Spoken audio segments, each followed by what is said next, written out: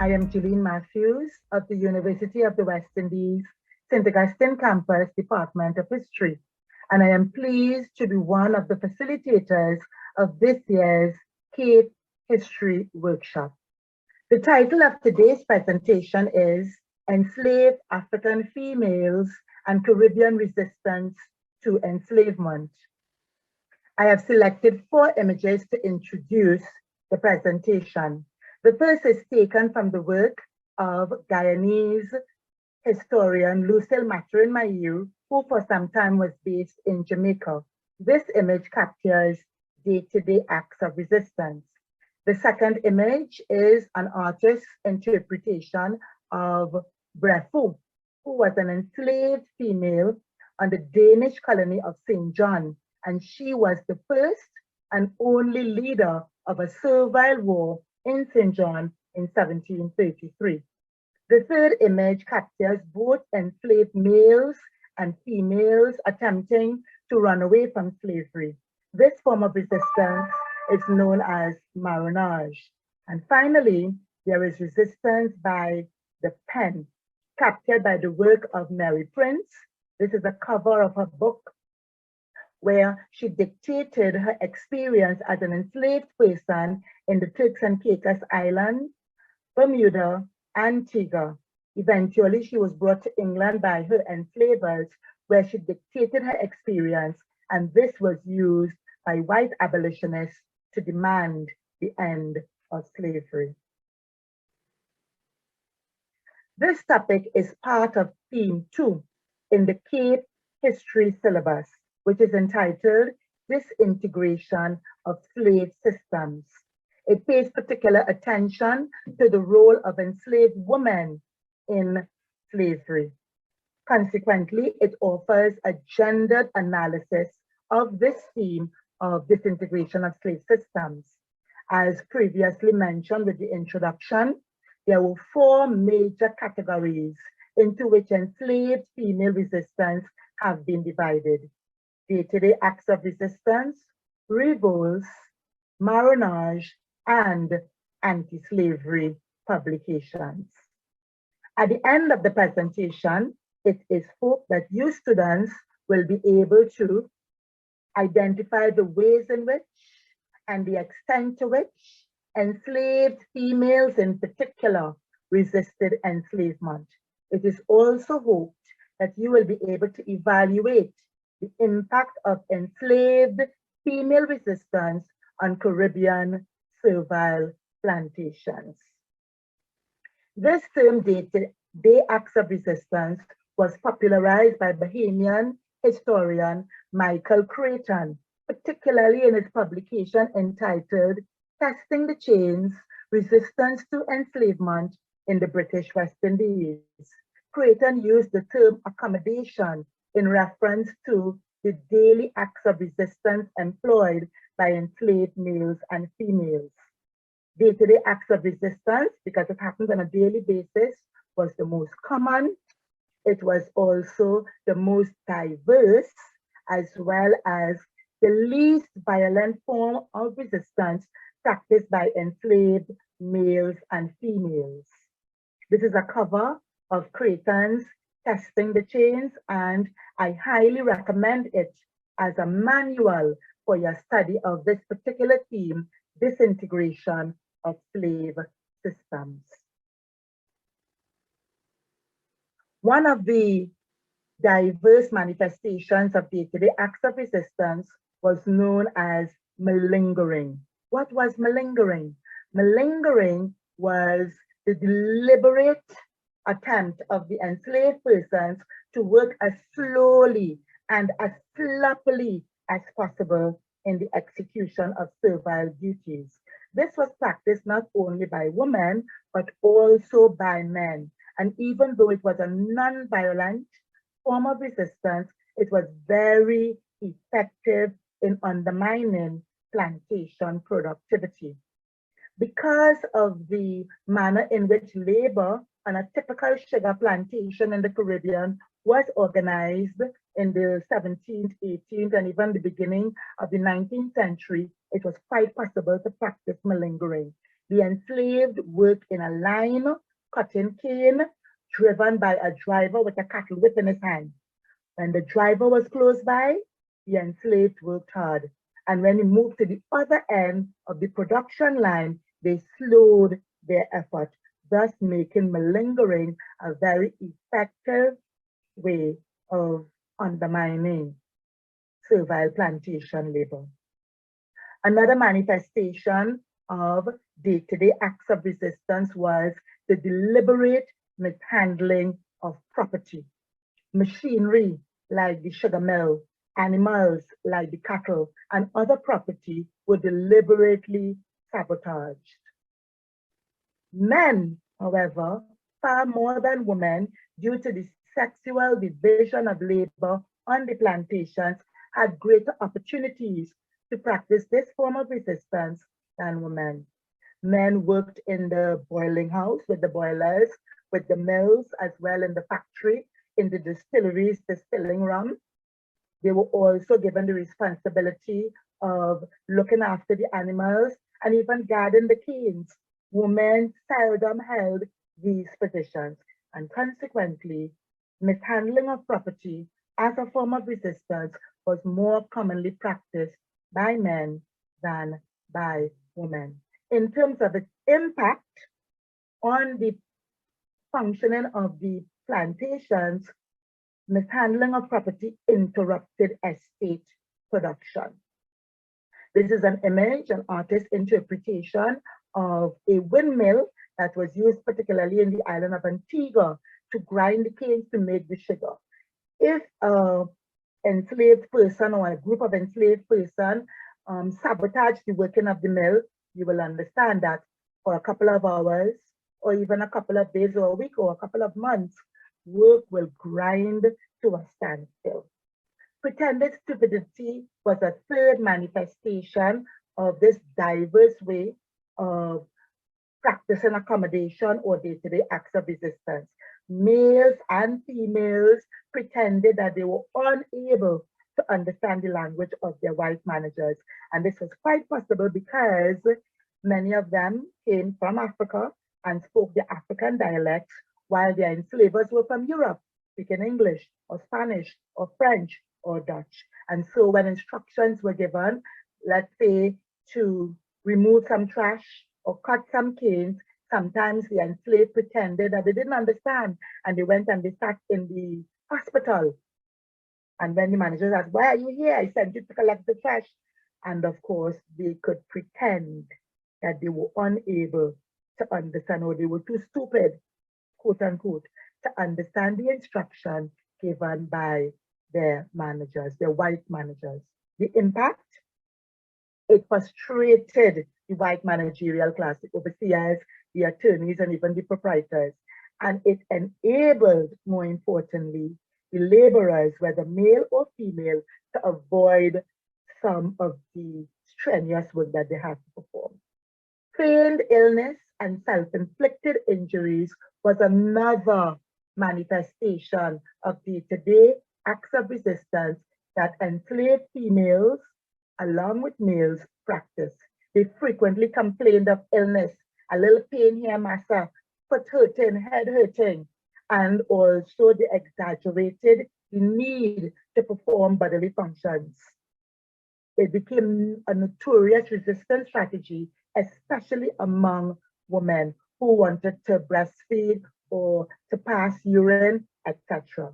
Sometimes they were so desperate to get out of slave labor that they would cut themselves or dig up old wounds or make chigo, which was a parasite that grew in the toe, sorry, in the feet, which caused them to get swelling in the feet, and it was painful and hard for them to continue working. Yours also was another disease that they inflicted themselves with, so that if a child or a laborer, an adult laborer had yours, which is a very contagious disease, they would deliberately seek ways to catch the disease from the sick child or from the sick laborer as a means of easing themselves out of the laborious, inhuman tasks that slavery required of them. This is an image of what a patient suffering from chigo, that little parasite that grows in the toes and cause all of this damage to the feet. It became swollen, painful to walk on, and consequently, they ended up, those who caught it, in the hospital rather than in the factory or in the field. And then on the right, we have an image of a child suffering from yaws. You know, it was a socially repulsive disease, very uncomfortable, made it very difficult to work. And I am saying that this was a manifestation of the desperation that they preferred, the enslaved people, to be sick, to be uncomfortable in the body, than to continue working day in, day out for their masters.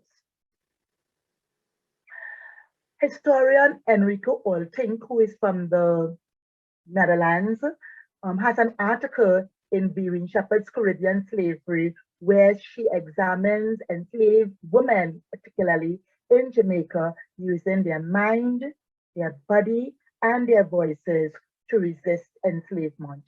Both men and women sang liberation and lamentation songs.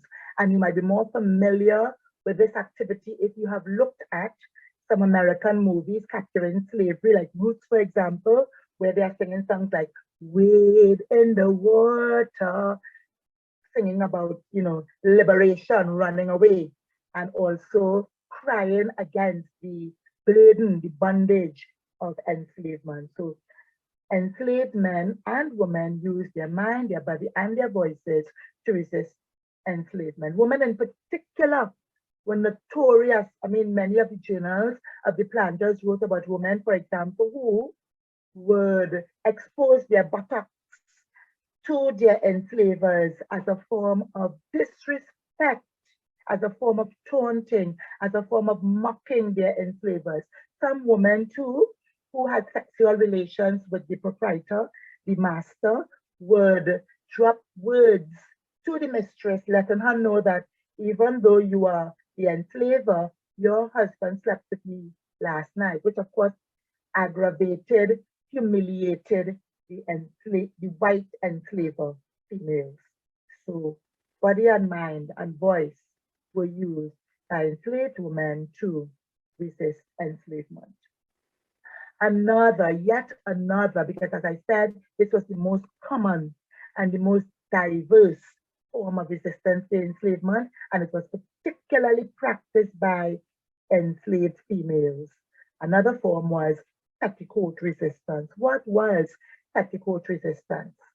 Definition: it consisted of women in particular making exaggerated and cantankerous, and as West Indians, we know the meaning of cantankerous. It's almost like making a mountain out of an ant's hill, making complaints tantamount to insubordination. In other words, you do not want to carry out the duties that were entrusted to you by the overseer, and so you waste time complaining about one thing or another that made it impossible for you to execute your duties. It was a way of stalling the execution of assigned work.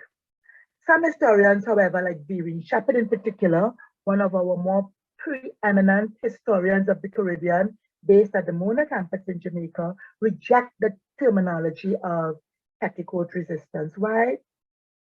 Because for Shepherd and historians who think in a similar vein, petticoat suggests that enslaved females practice weak or womanly forms of resistance.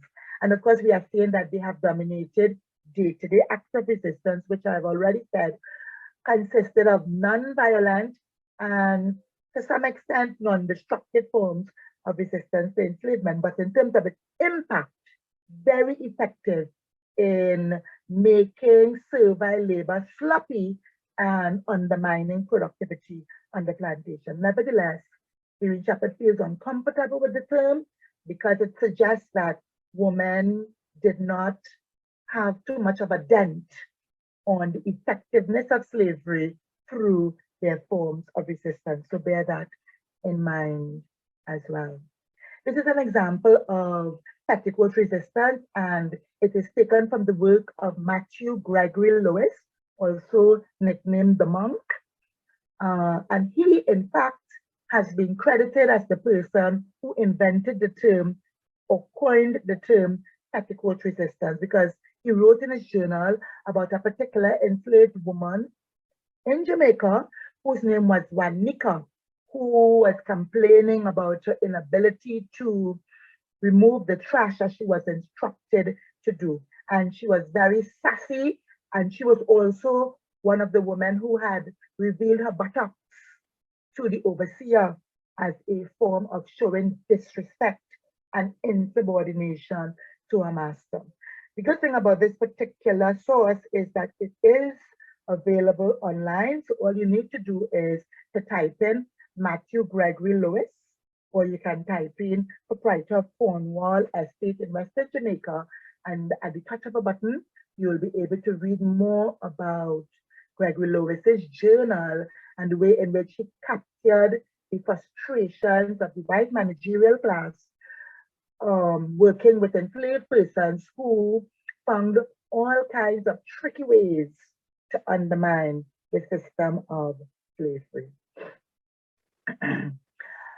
I think I have two more daily acts of resistance that I'd like to draw to your attention, and this one is particularly directed to women.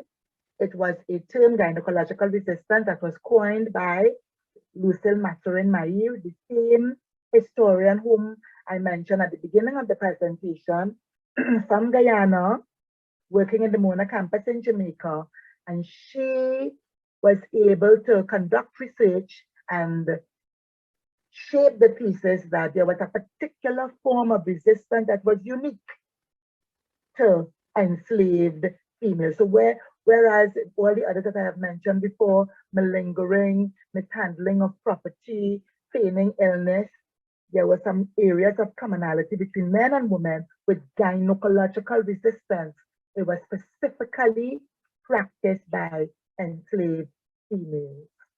Gynecological resistance included prolonged lactation. Lactation has to do with breastfeeding. And in some of the court cases available in Jamaica, the court records, it is clear that some women use this as a form of resistance for at age 5, 6, 7, they still had they still had their children sucking at their breast. Why? Because it was a form of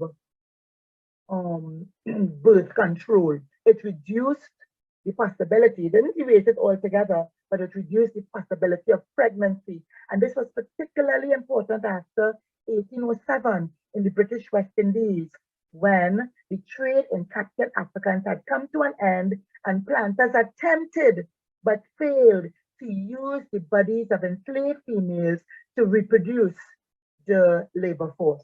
And women rejected that attempt by the planters because they were already using them for plantation production. They didn't want to be used as reproductors of the labor force.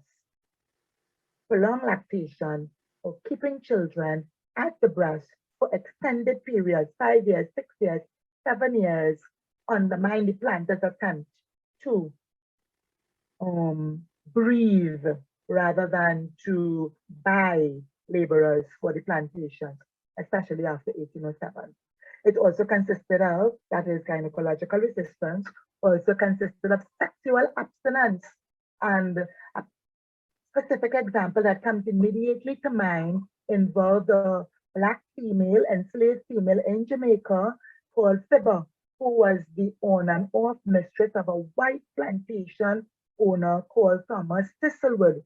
Sometimes Fibber refused to have sex with Thomas Thistlewood, and other women did the same.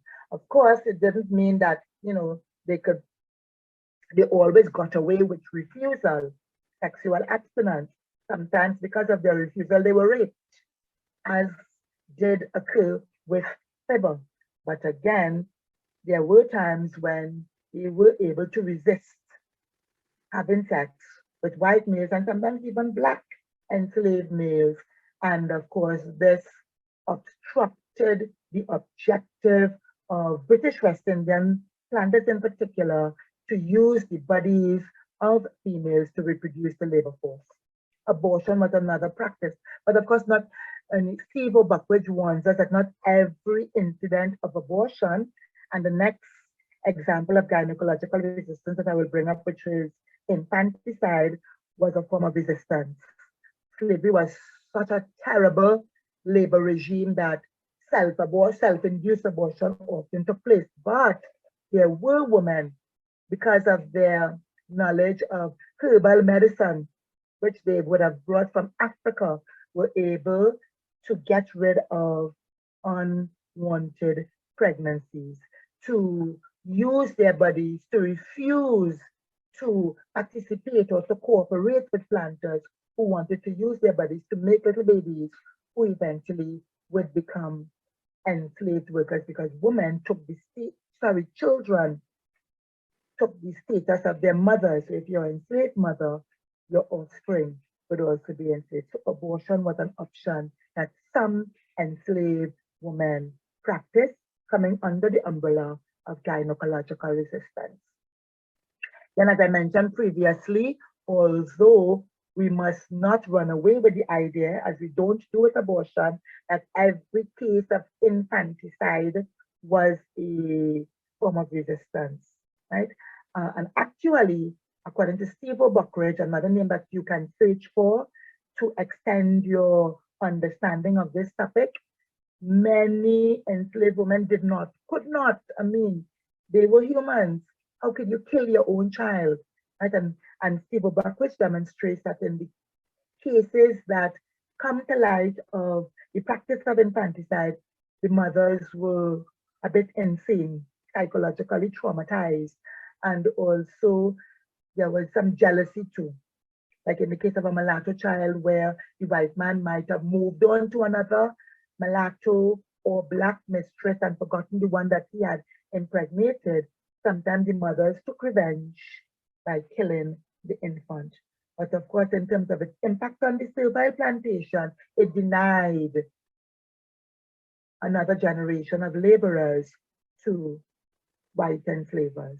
The overall outcome then of gynecological resistance was that it obstructed the natural reproduction of the enslaved population, a strategy that planters, particularly in the British West Indies, attempted to introduce by the beginning of the 19th century, when the trade in captured Africans came to an end.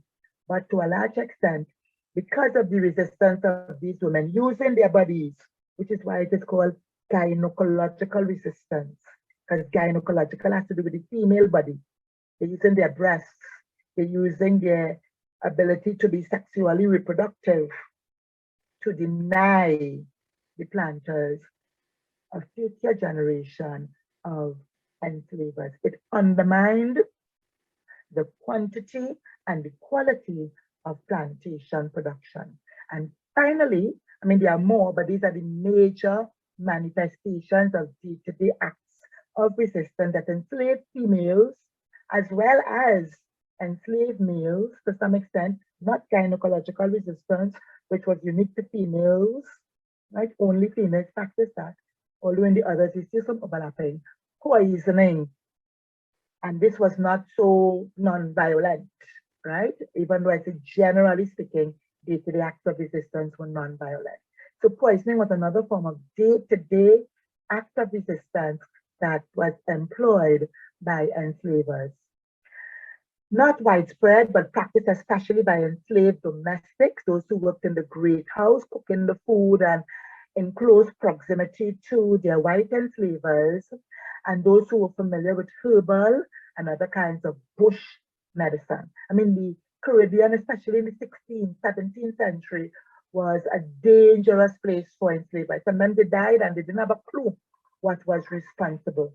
Poisoning, to some extent, contributed to the deaths of whites in the servile Caribbean. Its significance, it contributed to the perpetual state of unease, the psychological trauma. You don't know when your apparently loyal and devoted domestic enslaved persons can put some concoction in your drink or in your food and you can die. But it did happen in the Caribbean. So it was a direct attack on the lives of the enslavers.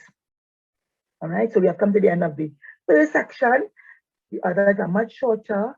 This section is longer because of the myriad ways by which enslaved persons practice day-to-day acts of resistance. This is an image, a statue actually, that is erected in Bermuda of an enslaved female called Sally Bassett, who was burnt to death for poisoning her enslavers, Thomas and Sarah Forster.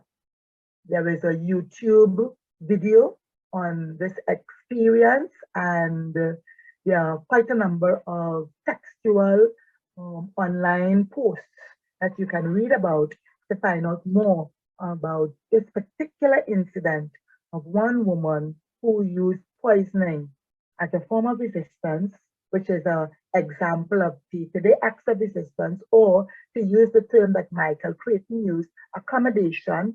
And he called it accommodation because they lived on the plantation, but their behavior, the type of labor that they gave, undermined the productivity on the plantation.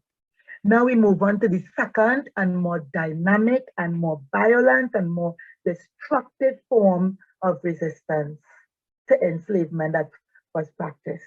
Enslaved females, let me say from the outset, with this second manifestation of resistance, seldom played leading roles in enslaved revolts.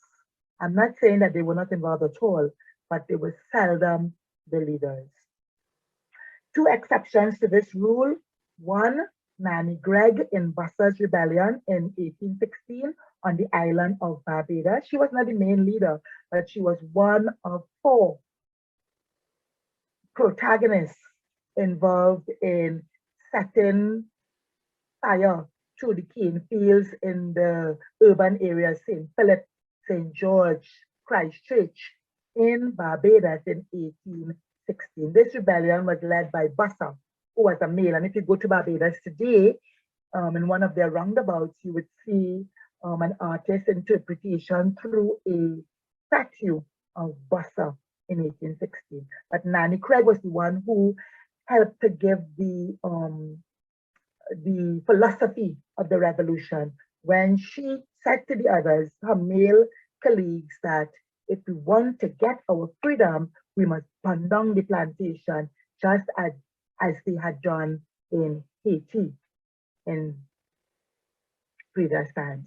And then Brefu, I didn't mention her before, but Brefu in St. John, which was one of the Danish colonies in 1733. Oh yes, I mentioned her earlier when I was introducing the images. Brefu was an enslaved female in St. John, and she was the only, not just in St. John, throughout the Caribbean, female leader of a servile war. And this was one of the more successful servile wars because it lasted for a whole year. For a whole year, the white militia was unable to subdue and restore slavery or restore the status quo in St. John. So we need to remember Brefu. And there is a video that put in Brefu in YouTube, and you'll be able to see the video that has been created to tell the history of this brave woman who was able to penetrate a man's world, because men were leaders of enslaved revolts, not women. But here we have 2 significant exceptions. Generally speaking, women played non-military, so they were not in the thick or the vanguard of the fighting, supportive roles of male rebels in the quest for self-liberation through war. They were involved in strategic maneuvering. They brought waters for the freedom fighters, the male freedom fighters. They supplied them with food. Sometimes they acted as guides. Sometimes they hid male freedom fighters. And especially in the case of Martinique and Guadeloupe, they chanted freedom slogans like "Give me liberty" or "Give me death," because I mean, in Martinique and Guadeloupe, they were feeding off of the French Revolution and some of the slogans that were used in the French Revolution also reached the Caribbean and was used by the enslaved women. This is the major role of women in enslaved revolts. Why then were men more prominent? Did men hold leadership positions while the women took a background position in enslaved revolts? Largely because of the fear of reprisal, not so much because it was violent and destructive, as indeed these wars were, but the fear that, listen, they could be executed, transported, taken somewhere like Belize, for example. They could be sold and separated from family members, loved ones, punishment in the workhouses. And I think one of the major factors mitigating against women taking leading roles in enslaved revolts was that who will look after their children if they die, or if they were transported, or if they were sold to another part of the island or another part of the Caribbean region, right? Concern for their children, which showed that they were indeed devoted mothers, contributed significantly to their decision to play limited roles in enslaved rebellions. Yet, there is no question about the fact that women fully supported enslaved male revolutionaries. And then we have scribal enslaved female resistance. There are several narratives of, well, not several, maybe about 4 or 5 enslaved narratives coming out from the Caribbean region of enslaved persons who wrote about the ordeal that they experienced in enslavement. Many of you might be familiar with the writing of Olado Equiano or Ignacia Sancho or Otoba Cubana. However, among that group 4 or 5, and then there was also a fellow called Warner in St. Vincent who left textual evidence of his experience in slavery, as well as condemnation of the system as being totally draconian and inhumane. Among that group of 5, we just have one enslaved female who was literate enough to be able to leave a narrative of her experience in slavery, and that was Mary Prince, who I introduced to you in the first slide. She was born in Bermuda around 1788, and then later was taken to the Turks and Caicos Islands, where she worked in the salt ponds trying to extract salt for her enslaver, and then eventually she became an enslaved domestic on the island of Antigua. In 1828, her enslavers, I would say, made the mistake of taking her to England, where, following the Mansfield Judgment of 1772, slavery was not practiced in England. And consequently, she ran away from enslavers, and I'm kind of going ahead of myself here. 1828 in London, ran away from enslavers and ended up in the home of Thomas Pringle, who was the secretary of the Anti-Slavery Society. And he arranged for a friend of his, Miss Moody, to listen to the narrative of Mary Prince. And the fruit of that labor resulted in the publication, the first publication by a Black woman in England, which became known as the narrative of Mary Prince. First female Black to be published in Britain. It provided white abolitionists, people like Thomas Farrell Buxton, who had taken over from William Wilberforce by 1823. He was speaking in Parliament, first calling for amelioration or improvement of the conditions of the enslaved, and eventually calling for complete abolition of slavery, and that was by 1830, all right?